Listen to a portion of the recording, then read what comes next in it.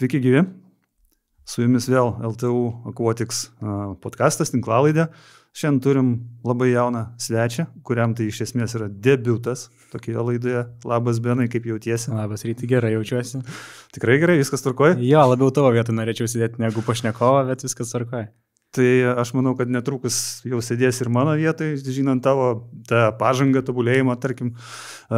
Jeigu kas nežino, tai čia šalia manęs yra Benas Klimaitis, jaunas, labai gabus žmogus, kurį greičiausia daugelis girdėjote per LRT ir apskritai per daugelį Lietuvos plaukimo varžybų, jis yra komentatorius. Benai, kaip čia, kodėl komentatorius, iš kur? Ai, nežinau, visą laiką žiūrėdavom mes su tėčiu sportą namuose, bet kokį, ir visą laiką aš sėdžiu prie to televizorius ir galvoju, aš galiu geriau pakomentuoti. Rimtai tai visus užknisdavai savo komentarais? Jo, tai būdavo ir tėtis sako, tai bandyk, daryk kažką ir tada ties kokia 11 klase, 12 man atėjo suvokimas, kad noriu komentuoti ir dar nežinau, ką studijuosiu ir nusprendžiau eiti žurnalistiką, kur sportas ir tas komentavimas susisieja. Ir jeigu nekomentuoti, tai rašyti apie sportą, kalbėti, ką mes dabar ir darom. Tai nuo to ir gimė idėja ir tada padariau skambutį Davidui iš LTU Aquatics dabar jau ir taip susiderinom. Ja. Kiek tuo metu dabar? 20. 20. Ja. Ir jau komentuoji plaukimą per LRT. Komentuoji plaukimą per LRT, jo, čia... Galėjai to patikėti, tarkim, prieš metus kokius? Tikrai ne. Prieš metus gal, nes jau komentavau Lietuvos čempionatą, bet šiaip tikrai ne ir tikrai negalėjau patikėti, kad plaukimą komentuosiu. Nes visą laiką buvo tokia kaip didžiausia svajonė krepšinio arba futbolo, bet plaukimas, kaip aš irgi plaukęs 11 metų, tai plaukimas irgi širdį buvo ir plaukimas atrodė kaip tas, nuo kurio atsispirt galima, jau aukštesnius vandenis, taip galima pasakyti, o tai, kad LRT man duo šansą komentuoti būtent plaukimą, tai čia labai, labai, labai fainai, nes plaukimas, tai ką aš dariau beveik visą savo gyvenimą ir dar komentuoti ir dar per nacionalinį transliuotoją, tai labai smagu. O ką tu pats plaukiai? Papasakos apie savo plaukimą, sakai, 11 metų plaukiai. Jo, 11 metų plaukiau, šiaip, pats geriausias plaukikas aš niekada nebuvau. Mano tokie kaip geriausi metai buvo pačioje jaunystėje, kada dar branda nedarė įtakos plaukimo rezultatams. Aš plaukdavau dažniausiai 1500 arba 800 ištvermiai, man labai patikdavo ištvermę lavinti ir tikrai tos ištvermės turėjau ir tie plaukikai, kurie mane lenkdavo 50 ar 100 metrų, visą laiką aš juos padarydavau ant 1500 ar 800. Tai čia buvo tie jaunesni metai, šį pradėjau plaukti moksleivių rūmose Vilniui, tada mane pastebėjo Michailas, Kotrynos treneris ir visų kitų ir mano treneris buvęs ir tada sako, atvaryk pas mus. Ir atvariau ir ten treniravausi realiai kokius 8 metus, kol nugriovė Lazdynų baseiną. Tada aš nusprendžiau, kad karjerą baigiu, nes nebuvo taip, kaip smagu ir tada gavau skambutį iš Donato Balandžio. Sako, mes renkam visus senus vilkus, kurie metė plaukimą arba ant tos ribos sėdi. Sakau, imam, darom kažką, bandom. Tai tas darimas kažkiek pavyko, kažkiek ne, bet kad smagios treniruotės tai labai buvo, vis tiek Donatas jaunesnis treneris buvo, su juo ir apie kažį galima pašnekėti buvo, jisai Žalgirio fanas, aš Ryto fanas, tai būdavo ir tos tokios per dantį traukimo buvo, o šiaip tai buvo smagu, bet ir pas Michailą buvo smagu, pas Michailą buvo rimčiau iš treniruočių pusės, ta pažiūra tokia iš trenerio, bet tai, ką jis man dabar davė, tai aš visiškai nesiskundžiu tuo rimtumo treniruočių. O ką tau davė? Discipliną davė ir suvokimą, kad reikia varyti gyvenime, nes kaip mes ten varydavom, aš atsimenu, buvo toks etapas, kur visą laiką treniruotės vykdavo nuo 1 valandos, man atrodo, ir tada nusprendė sujungti 2 grupės, jaunesnių ir vyresnių, padaryti nuo 5. Ir man taip nepatiko tas nuo 5, kur tu plauki baseinė Lazdynuose ir dar per tos langus matosi jau kaip tamsu. Man labai nepatikdavo, kad tamsu ir tu jau namo nori, o tau reikia plaukti. Bet tu plaukdavai ir treneris sakydavo, plauk ir tu jau toks, nebenori, jau į tualetą trenerį galima. Žinai, Ryta turbūt šitą pasakymą, kad jeigu į tualetą eini, tai jau užkniso plaukti tikrai, bet neidavai į tą tualetą ir stengdavai plaukti kiek tik įmanoma. Ir ten su ta grupė, tikrai tų talentingų plaukikų, aišku, dabar iš tų iškilusių, tai Kotryna turbūt tik tai vienintelė iš Michailo beliko, bet tikrai buvo stipri komanda labai ir man labai padėjo tai, nes ir motivacijos prasme tikrai randu motivacijos, kai jos sunku rasti ją. Ta prasme, tu kalbi dabar apie gyvenimą, kad plaukime gautas pamokas dabar realiai tau padėjo gyvenimas, motivacija ir disciplina. Super. Būtent tai ir noriu pasakyti. O 1500-800 yra tokie dalykai, dabar tos distancijos yra likusios, o tų plaukikų nėra daug, nėra. Galbūt norėtum tęsti tą karjerą. Tai šito nepasakiau, nes atėjo branda ir aš buvau vėlyvo brendimo negu visi mano amžiaus žmonių ir tada aš jau pamačiau, kad man sekasi žymiai sunkiau ir tada mane pradėjo lenkti ir ant kilometro 500 ir net jaunesni, 4, 5, aš 3 šiaip metų gimimo, 4, 5, 6 metų gimimo sportininkai ir tada aš pradėjau bręsti ir jau nebebuvo tas pats, nes per tą perinamąjį laikotarpį, kai aš pamačiau, kad mane lenkia, aš jau kaip praradau viltį, taip galima sakyti. Manau, kad tą viltį praranda 90% plaukikų, nes jau toks sportas tas plaukimas, kur tu arba varai iki galo, arba goodbye. Tai mane pradėjo lenkti ir aš nebeturėjau tos ištvermės ir dingo viskas. Ir nei ilgų negalėjau plaukti, nei trumpų.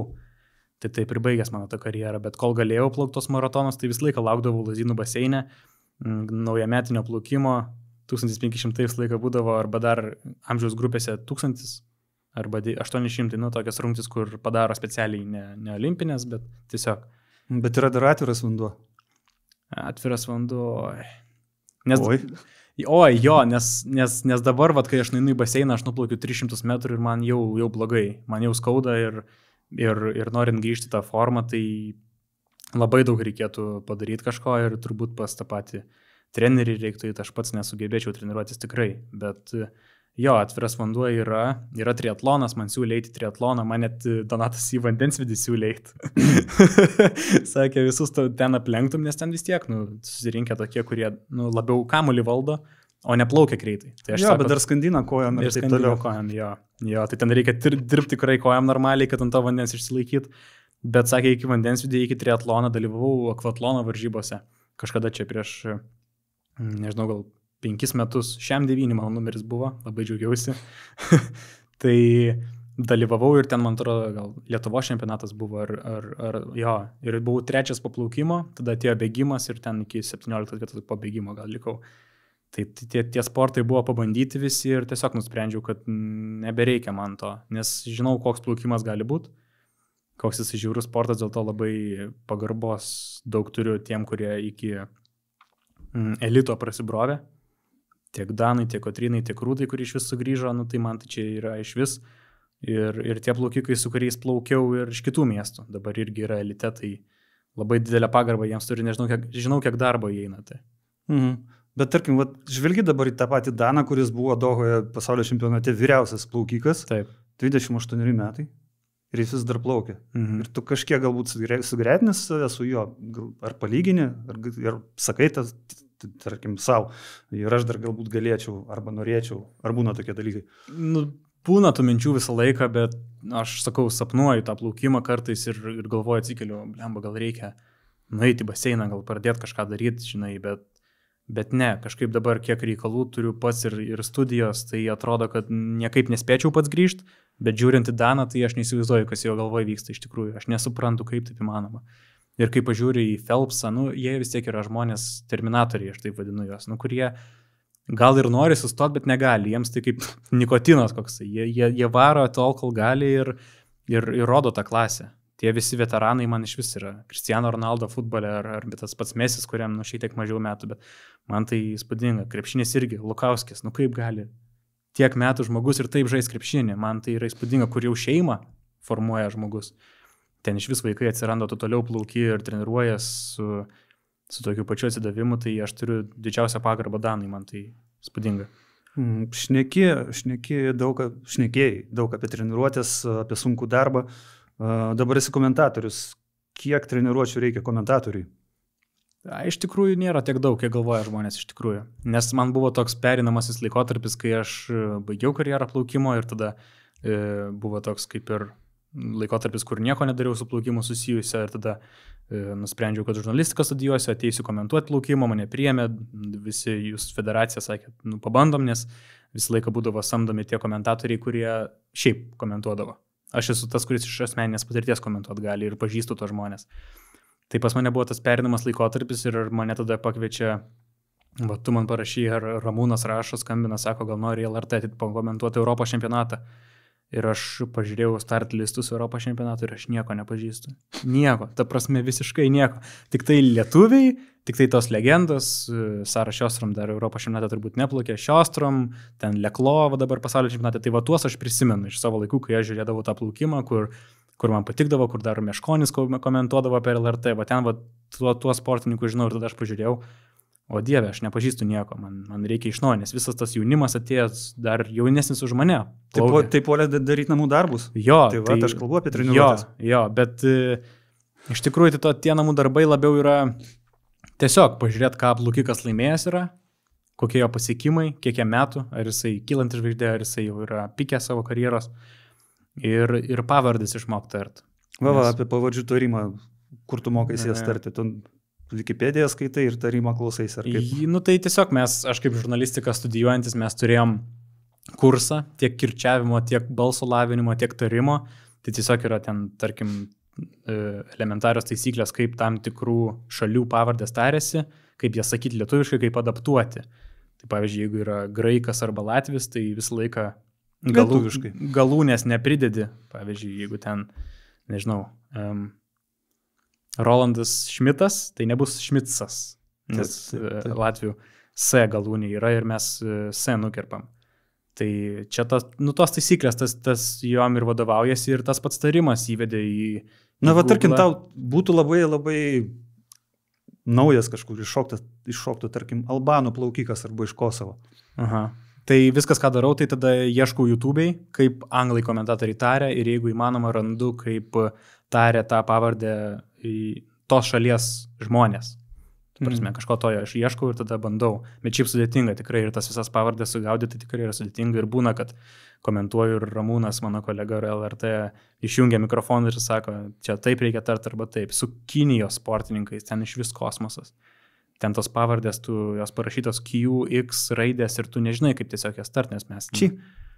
Jo, tai viskas gerai, dabar tai viskas aišku, bet kai pirmų žvilgsnių užmeti, labai sunku. Tikrai. Bet šiaip, kaip pasakyti, čia mokomės visi ir anksčiau ir vėliau ateis tai. Gerai, bent jau pavardės mokaisi. Ar apskritai mokaisi plaukimo komentavimo klausydamas kitų komentatorių, tarkim, anglakalbių kažkokių tai? Jo, dabar, kai buvo pasaulio čempionatas, tai pažiūrėdavau, kadangi vis tiek tik vakarinę dalį transliuoja RT, tai aš žiūriu rytinę dalį per angliškai, kai komentuoja. Tai ten pasižiūri, kaip ten komentuoja, tai ten iš vis kitokia kultūra yra nei pas mus, ten kiekvieną net atrankos plaukimą komentuoja, lyg būtų finalas, labai didelis užsivedimas. Kai mes komentuojame, mes šiek tiek ramiau šitą žiūrim, kaip, mes lietuviai tokie ramesni žmonės, mums sunkiau biški truputį, yra paleistas emocijas ir panašiai, kai aš su Ramūnu komentuodavau, visą laiką būdavo ramiau, kai mane paliko 3 dienom vieną, per pasaulio čempionatą aš stengiausi tos emocijos įvesti daugiau, nes kai dviese susižaidžiat kaip norit. Gavai kritikos po to šiek tiek? Ne. Šiaip Ramūnas, man atrodo, net neklausė, nes buvo ten šiltuose kraštuose, o LRT blokuoja signalą kitose šalyse. Ten per VPN'us. Nežinau, čia jau technologijos. Bet šiaip gavau ir pagirų, nes tinka tas stilius tiem žmonėm, kurie klauso ir ramesnis, bet tinka ir tas agresyvesnis ir linksmesnis stilius, nes tada ir žiūrovas pamato, kad čia svarbu yra. Jeigu tu užsivedęs komentuoji Miltytė pasaulio čempionė, jeigu aš pasakyčiau, kad Miltytė pasaulio čempionė. Rūta vėl laimėjo. Tai ji vėl laimėjo, čia mums nieko naujo. Tai, kažkaip taip, o jeigu tu rėki, kad jinai pasaulio čempionė, tai ir žmogus nuo sofos pakyla ir pasidžiaugia ir gal story Instagramą įdeda. Ja. Ok, ar turi savo kažkokį tai mėgstamą komentatorių galbūt? Aš kalbu anglų. Anglų Peteris Drury yra toksai labai geras futbolo komentatorius, kuris... Čia dabar apie futbolą, ne apie plaukimą. Jo, čia apie futbolą, o plaukimo tai ne. Plaukimo aš komentatorių vardų turbūt net nežinau, žinau tiesiog kaip jie atrodo, bet taip, kad ne, nes labai, labai noriu savo tą stilių komentavimo turėti, nesilyginti kažką, ar į Robertą Petrauską, ar į Meškonį, ar į Kesminą. Nenoriu lygintis, noriu, kad žmonės išgirstų mano balsą ir sakytų, o čia Klimaitis komentuoja. Dar aišku, reikės laiko tam, kad jie žinotų, kas komentuoja, bet toks mano tikslas yra. Jo, kalbant apie Petrauską, Kėsminą, visus tos bičiulius mano, tu augai žiūrėdamas, stebėdamas varžybas įvairias sporto, kuris iš tų senųjų komentatorių tau yra įsiminęs labiausiai? Petrauskas tai aišku būtų tas labiausiai nuspėjamas atsakymas, bet man tai Kunigėlis įsiminęs labiausiai yra, man labai patinka, kaip jisai į raidę taria. Tai jeigu ten yra Seibutis, pavyzdžiui, tai sako Seibutys, tokie paryškina tą į raidę trumpąją. Tai iš Utenos nieko nustabaus. Tai tai labai man smagu, kai tie kraštai ir tie regionai pasireiškia per balsą, per komentavimą, kad tu televizoriuje gali išgirsti žmogų iš tam tikro krašto ir jo tarimus. Pavyzdžiui, pas mus dabar žurnalistikos studijose nori, kad mes visiškai tartume normalią lietuvių kalbą, kad mes ištrintume tą savo tarmę. Aš Vilnietis, tai man nereikia to daryti realiai. Kai kas sako, kad Vilniaus akcentas labai ryškus yra. Yra ir taip, jo.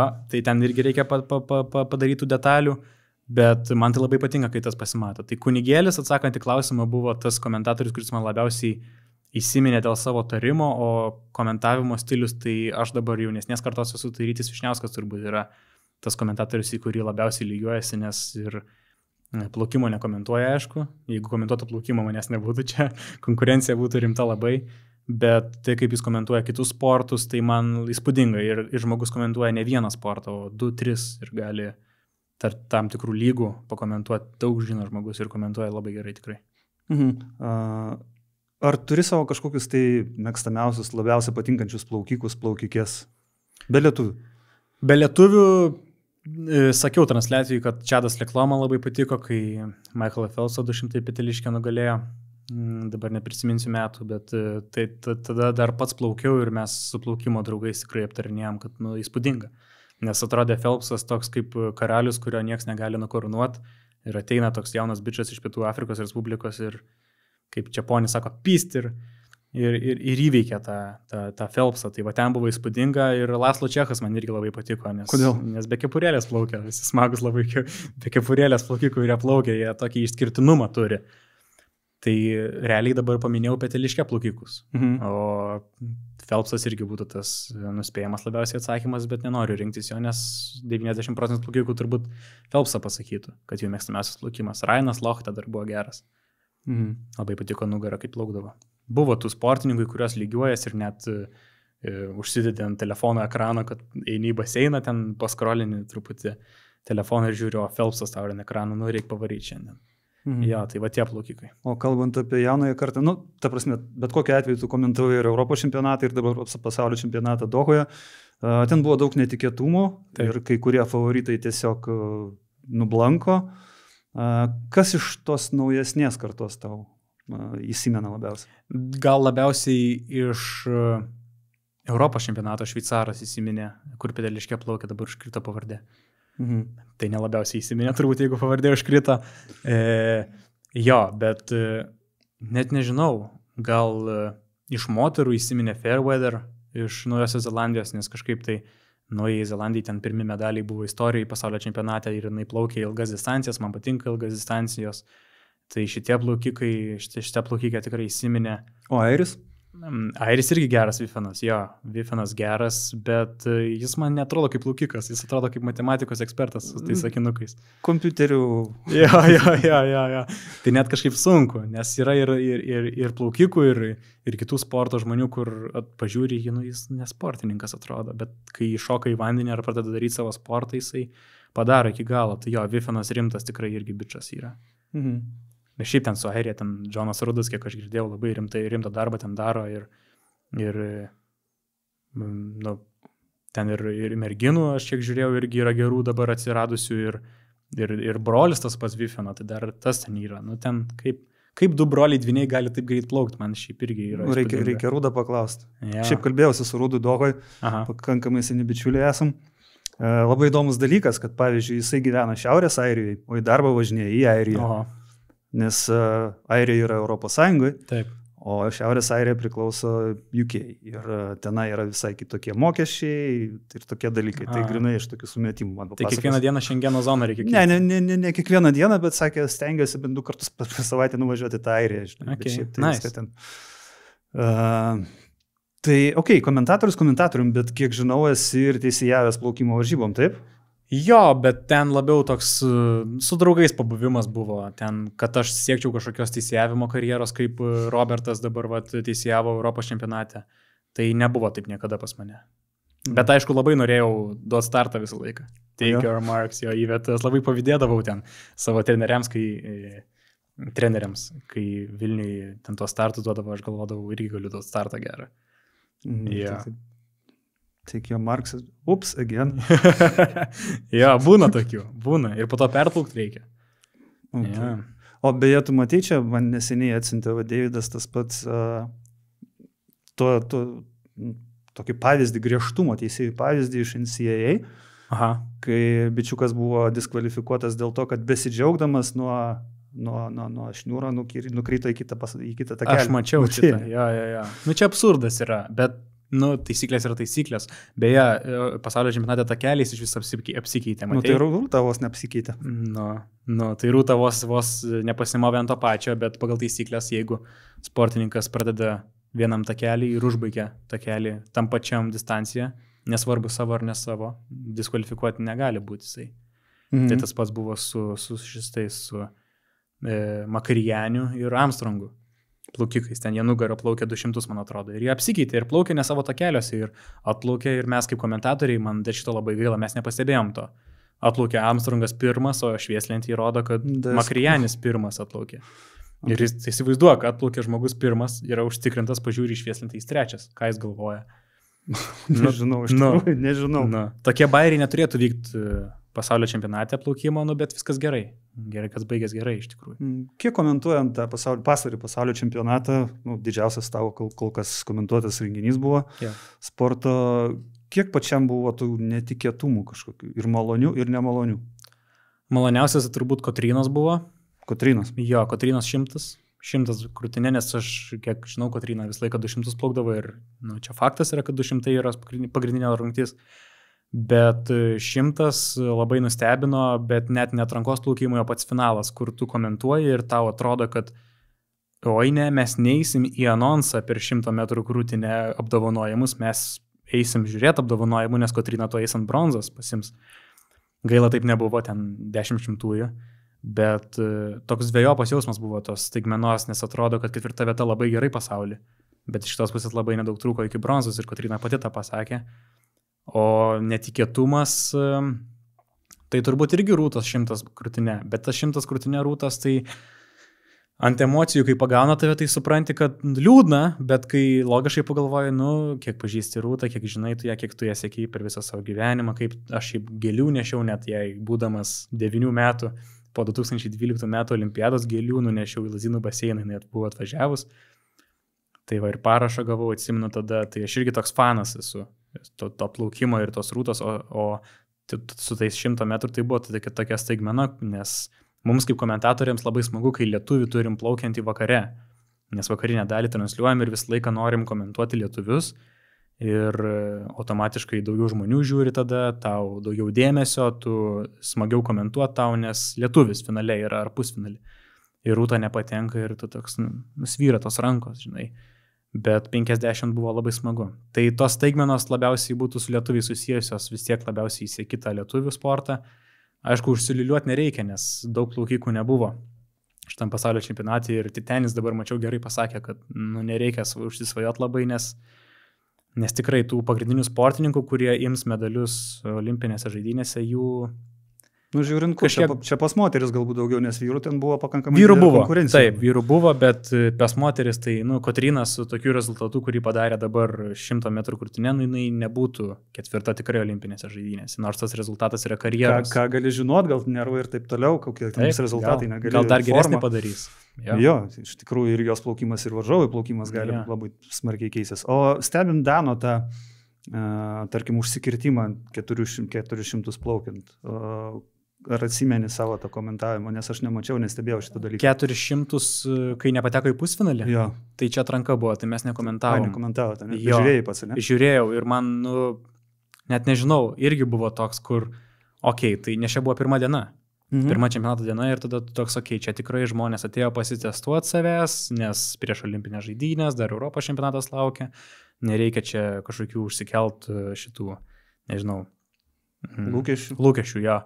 Nereikia užsikelt, Danas atvažiavo, ten po to pažiūrėjau interviu iš Dohos, kur tu filmavai, kuris jis sako, kad ir sveikatos problemų lyg ir kažkokių yra, gerai, tiek to. Aišku, irgi liūdna buvo, bet aš tokios kaip staigmenos nepasakyčiau, nes Danas toks irgi plaukikas yra, kur kartais labai gerai suplaukia, kartais negerai, bet, pažiūrėti 200 metrų, tai ten iš vis kosmosas buvo.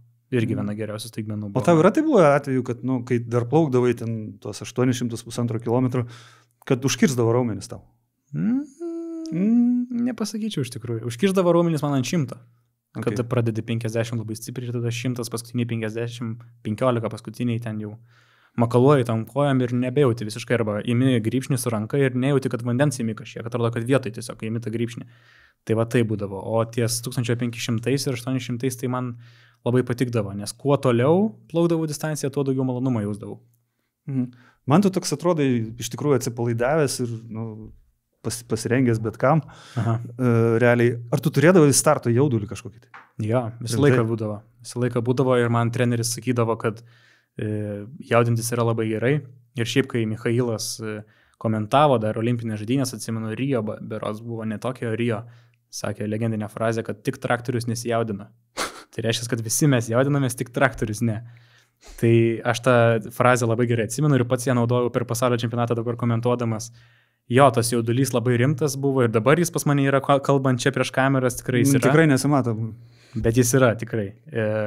Jo, per startą būdavo ir jis turbūt būdavo jaudulys didžiausias mano gyvenime turbūt. Aš prieš egzaminus nejaučiau tokio jaudulio po 12 klasės, nes baigiau jėzuitų gimnaziją, tai man ir stoti reikėjo ją, tai aš irgi nejaučiau to jaudulio eidamas stoti. Bet prieš startus plaukimo tai taip, nes žiūri žmonės, žiūri draugai, giminė, jie visi nori, kad tu geriau plauktum ir tas jauduliukas tikrai labai rimtas būdavo ir aš labai mėgdavau į savo zoną įeiti su ausinukais ir man nieks trukdyti negali, bet labai dažnai perdegdavau. Ką dabar ir plaukikai daro, labai dažnai perdega ir šitą labai suprantu. Ir man labai Kotryna būdavo ta, kuri perdegdavo. Tai iš tų plaukikų, jinai man labai įsimindavo kaip viena iš tų plaukikų, kuri perdega ir jos startais pasitikėti negalima. Tu nežinai, ką, čia taip grubiai pasakiau, bet negalima pasitikėti, nes nežinai, kada žmogus psichologiškai labai tvirtai pasiruošęs, o kada ne. Ir dabar, kai aš Kotryną pamačiau pasaulio čempionate, man tai buvo įspūdinga. Ta prasme, tikrai normali, puiki staigmena, nes pasaulio čempionatas, jau yra, sakykime, pasidarius save kaip žvaigždę. Lietuvos plaukime, gal net pasaulio žmonės jau žino, kas yra Kotryna Teterevkova, jeigu jau swim, jai prognozuoja bronzą 200 metrų. Tai tas jaudulys tikrai yra pas tą žmogų, bet visiškai ramiai ir atrankas suplaukė, ir pusfinalius, tai brandą rodo. Brandą rodo ir pas kiekvieną plaukiką, ir pas kiekvieną komentatorių. Brandą rodo, kai tu jau sugebės tuo jauduliu susitvarkyti. Vėl grįžtant prie teisėjavimo, prie viso to jaudulio, man užsiminiai, kad tu esi dar kitoks teisėjas, dar ir futbolo teisėjas, taip? Ja. Tai kodėl, nesuprantu, plaukimas, krepšinį kažkiek lankiai, futbolas, iš kur futbolas? Futbolas visą mano gyvenimą buvo tiesiog, šiaip, visas sportas pas mane buvo, aš turiu, visas mano kambarys yra iškabintas marškinėliais ir kaip čia dabar studijai nesimato marškinėliai, yra tai pas mane kambarį lygiai tas pats. Man labai patinka tie sentimentalūs sporto dalykai. Danai, Rūta, jeigu matot, kuri čia kamerą žiūrėt, jeigu matot, man kepurėlės reikia su parašu jūsų. Tai man labai patinka, nes aš išsikabinu juos kambarį ir matau ir visas tas sportas aš su juo užaugau. Man labai patikdavo turėti kažką su sportu susijusiu ir nesvarbu, ar tai būtų plaukimas, ar tinklinis, ar futbolas, ar krepšinis. O futbolas tai tiesiog visą gyvenimą šalia buvo ir artimas žmogus man tiesiog pasakė, kad Benai, tu žurnalistu atėjai tapti, nes norėjai būti arčiau sporto kaip nesportininkas. Tiesa, aš, kadangi sporto karjera man nepasisekė, aš tiek šalia sporto norėjau būti kaip nesportininkas. Sako, Benai, tu gali būti teisėjas, dar arčiau sporto kaip nesportininkas. Sakau, varom. Jo, bet kodėl ne krepšinio, tarkim? Šiaip tai, krepšinio teisėjas niekada negalvau, kad galiu būti. Man atrodo, man šiaip patinka sportas, kur šiek tiek mažiau teisėjų įtakos yra. Pavyzdžiui, plaukime 0 realiai teisėjo yra įtaka daroma, nebent ten akivaizdus taisyklių pažeidimas per ilgai išėjime, ar su viena ranka senelę palėtėjai. O futbole irgi ta įtaka yra, bet krepšinį kiekvienoje atakoje tu gauni švilpuką beveik. Ir man tas šiek tiek nepatinka, nes tikrai labai daug subjektivumo yra. O futbole... Bet tai futbole yra daug daugiau, tarkim, stresinių situacijų, negu plaukime. Tau patinka stresinės situacijos, kad tu nueitysė? Patinka. Aš dabar stresinėje situacijoje, aš dabar pirmą kartą podcast'e esu, aš išeinu, sakykime, iš savo komforto zonos, kai aš galėčiau gulėti ant sofos savo namuose, dabar aš einu čia, man patinka išeiti iš komforto zonos, aš neveltui tą komentavimą pradėjau komentuoti, man būtų nepasisekę, ir ką, man būtų patirtis gera. O teisėjimas lygiai tas pats, aš atėjau pažiūrėti, nes kiek žinojau, kad labai ten rimta psichologinė yra įtampa tam teisėjimai ir jinai iš tikrųjų yra tokia. Tai, bet man patinka. Kiek įtampos buvo tavo metant iš vidurio? Ten tai geras irgi. Papasakok apie tą įvykį, nes šiaip labai įdomu. Jo, įdomu, nes aš visą laiką mes eidavom į ryto varžybą su tėčiu ir... Čia kalbam apie krepšinį dabar, jeigu ką. Tai... Jo, apie krepšinį kalbam. Jo, įmečiau iš vidurio ryto varžybos, laimėjau 1000 eurų, šiaip tas 1000 eurų tai buvo 50 kuponų po 20 eurų Norfoje.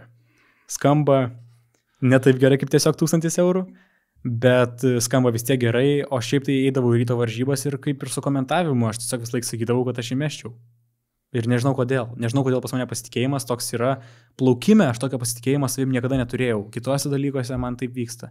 Čia būtybė mano tiesiog. Ir mano draugas, plaukikas irgi buvęs, Jeronimai, linkėjimai tau, pagavo tą teniso kamuoliuką, kurį šakėjos metai ir sako, eik tu. Jo, nes aš nedamėsiu, sako. Čia nelietuviškai pasakiau, bet aš nedamėsiu. Ir aš nuėjau ir įmečiau tiesiog. Ir man gal 15 metų tada buvo. 14, bent jau rašau. Gerai. Žiniasklaida. Tu geriau žinai negu aš pats. Aš namų darbus irgi šiek tiek tokius dariausi. Tai, dar vienas namų darbas buvo irgi, ar tu moki piešt? Piešt.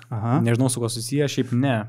Nes aš nežinau, ar ten tu, bet radau, kad moksleivis Benas Klimaitis dalyvavo Lietuvos pašto atvirukų piešimo kažkokiam konkurse. Ten buvo ir toks laikas, ten daugiausia buvo su mamos pagalba nupiešta. Ką tu ten nupiešiai? Aš neprisimenu, ką aš piešiau, ten labai seniai buvo. Bet jo, nes mano mama mokyta pradinių klasių. Dabar jinai gyvena Liuksemburge. Ir moko lietuvius Liuksemburge pradinių klasių. Tai jinai labai norėjo, kad mano edukacija visa būtų aukščiausio lygio ir kad aš būčiau išsilavinęs žmogus. Tai dėl to aš stojau į jėzuitus, kuri buvo tuo metu viena geriausių mokyklų ir dabar yra. Ir kartu norėjo, kad aš dailįraščio būčiau čempionas, tai aš ir dailį rašydavau, žodžiu, ten tos visokius eilėraštukus ar kažką. Ir kartu į konkursuose norėdavo, kad dalyvaučiau. Tai skaitovų konkursai visokie 5 klasėje ar 4 ir tas pats piešimas ten. Tai aš su ašarom akyse atsimenu, sėsdavau, rašydavau tą dailėraštį, piešdavau tuos piešinukus ir mama man padėdavo. Tai tiek, kiek ten gražu yra, tai ten daugiausiai mamos įtakos yra. Ok, aš nemačiau to piešinuko, aš tik perskaičiau. Ok, čia gal jau baiginėsim po truputį, bet aš norėjau tavęs paklausti vieną dalyką, nes tu iš tikrųjų labai geras pavyzdys esi. Dauguma sportininkų, kurie sportuoja, profesionaliai sportuoja, jie nepasiekia aukštų rezultatų. Iškyla tik tai ten vienetai, tarkim, nežinau, 10-dalis, 100-dalis, kažko žinai. Bet realiai tavo pavyzdys rodo, kad būnant su sportu galima siekti ir kitų dalykų ir tas sportas gali padėti. Yeah. Tai ką tu, tarkim, tu labai jaunas dar, bet tu galėtum jau kažką tai pasakyti tiem žmonėm, kurie iki šiol plaukia, galbūt nori plaukt, ir galbūt jiem nepavyks tapti kažkuo tai labai dideliu. Ką tu jiem galėtum pasakyti, patarti arba sumotyvuoti kažkaip toliau tą tęsti sportą? Čia kiekvienam skirtingai, bet man tai labai gerai lietuvių kalba tiesiog sekėsi, tai aš tiesiog bandžiau kombinuoti sportą ir lietuvių kalbą, tai sportas plus lietuvių kalba automatiškai išeina žurnalistika, komentavimas, ką aš norėjau daryti nuo mažens. Tai, o šiaip tų plaukikų, kurie dar plaukia ir galbūt iš jų nebus, tai daug kas labai į kinezoterapiją eina, nori vis tiek būti masažistais plaukikų ar nebūtinai plaukikų šiaip sportininkų, eina į treniravimą. Tie patys Ainis Želionis dabar plaukia už Šiaulius ir Gintarę, su kurie irgi plaukiau pas Michailą, jie dabar treneriai abudu. Tai yra tų plaukikų buvusių, kurie ir į treniravimą eina. Ir aš pats buvau pagalvojęs apie treniravimą, tiesiog biologijos nebuvau pasiėmęs. 12 klasiai, tai negalėjau be biologijos egzamino stoti į mediciną, nes medicinos irgi reikia treniravimui ir ten kažkam tokio. O šiaip tai jo, tai jeigu sportas patinka žmogui ir jis sportininku netaps, tai kažkuo jisai turi tapti, kas jį sietų su sportu, ką aš apie save galvoju. Arba sportas gali atverti galimybės, nes realiai tu gali tapti puikiu sporto vadybininku, gali sporto rinkodaros profų, žurnalistų, teisėjų galbūt, funkcionierių. Labai daug yra tų šakų, kuriuose galima pasiekti daug, nebūdamas sportininku, bet žinant daug apie sportą. Tai komentavimas vienas iš jų, tai vadyba, aš tikrai norėčiau kažkada 50 būdamas nusipirkti kokį klubą krepšinio ar kažką, ar įkurti savo plaukimo klubą, kokią Vilniaus ne miesto sporto centras, ne savivaldybės, o Klimaičia. Vat kažką tokio, kad su sportu viskas pas mane būtų ir tikrai manau, kad žiūrintis, jeigu čia žiūrės, tai tikrai gali surasti kažką su to sportu, jeigu nori daryti tam savo gyvenime, nebūtinai tą patį sportą ir daryti, bet aplinkui. Gerai, dėkui tau, Benai, labai buvo iš tikrųjų išties įdomu ir tikrai pasakysiu, kad tavo jaudulio visiškai nesimatė. Ačiū. Dėkui visiems ir iki pasimatymo. Iki.